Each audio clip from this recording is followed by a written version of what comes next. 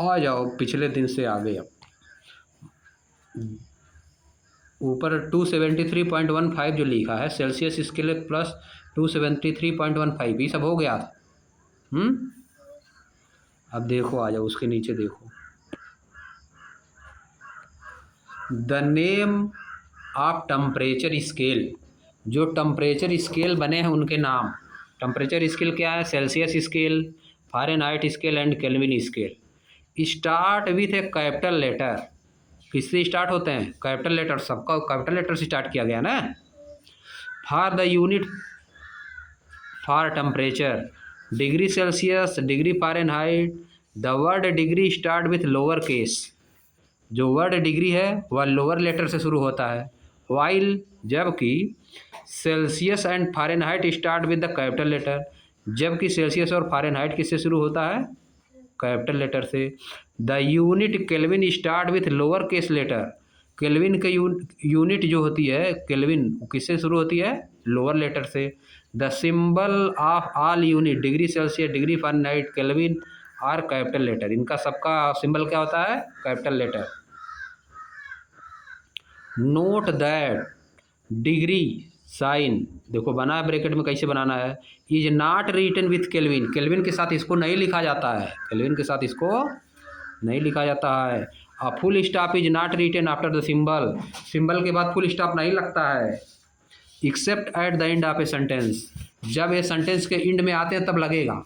Sentence के जब and में आएंगे तब लगेगा। एक्सेप्ट मतलब होता के सिवाय, एक्सेप्ट मतलब के सिवाय, यानी एंड में अगर ये सब नहीं आ रहा है, कोई सेंटेंस लिखा जा रहा है उसके एंड में अगर आ रहा है तब तो उसके बाद लगेगा, लेकिन अगर बीच में आ रहे हैं तो उसके बाद फुल स्टॉप नहीं लगेगा।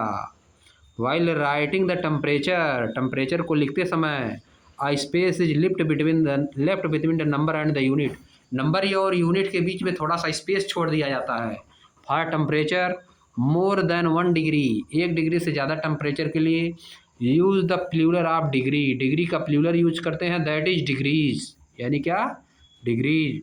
While writing the full form of the unit, जब यूनिट का फुल फॉर्म लिखते हैं तब।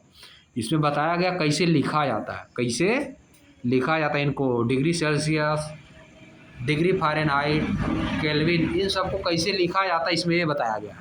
ठीक ना, बात समझ गए? अब आ जाओ नीचे। अब देखो, how was fever detected before thermometer were developed. जब थर्मामीटर को डेवलप नहीं किया गया था उसके पहले फीवर को कैसे डिटेक्ट किया जाता था, कैसे पहचाना जाता था कि किसी को फीवर हुआ है या नहीं हुआ है, इसको कैसे पहचानते थे? थर्मामीटर के आविष्कार के पहले fever affect the pulse rate of a person. Fever क्या करता है? पल्स रेट को अफेक्ट करता है, पर्सन के पल्स रेट को अफेक्ट करता है। पल्स रेट क्या होता है? पल्स होती है ना, हम लोग धड़कन होता है ना शरीर में, धड़कता है ना हार्ट, पल्स रेट उसी को बोला जाता है। This was known even in the olden days in India. इसको प्राचीन समय में भी इंडिया में जाना जाता था। हाउएवर, हालांकि अपार्ट फ्रॉम फीवर, फीवर के अतिरिक्त some other situation also affect the pulse rate, कुछ दूसरी सिचुएशन भी हैं जो पल्स रेट को अफेक्ट करती हैं। Hence pulse rate alone is not a reliable indicator of fever. केवल पल्स रेट से ही फीवर का पता नहीं लगाया जा सकता है, यानी विश्वसनीय नहीं है। पल्स रेट केवल विश्वसनीय नहीं है। ये नहीं कि किसी का पल्स रेट हाई लो हो गया तो उसको फीवर हुआ है, उसको दूसरा भी चीज़ तो हो सकता है कि नहीं? हार्ट नहीं हो जाता किसी का, ब्लड प्रेशर हाई लो हो जाता है, हार्ट अटैक हो जाता है, होता कि नहीं? तब भी तो हार्ट लो होता है, लो हाई, तब फीवर थोड़ा ना हुआ रहता है कि नहीं? फीवर तो, लेकिन फीवर में भी होता है। हार्ट ब्लॉक हो जाती है सब नस, हार्ट अटैक आता है, नस में से ब्लड पास अच्छे से नहीं हो पाता है, समझ गए?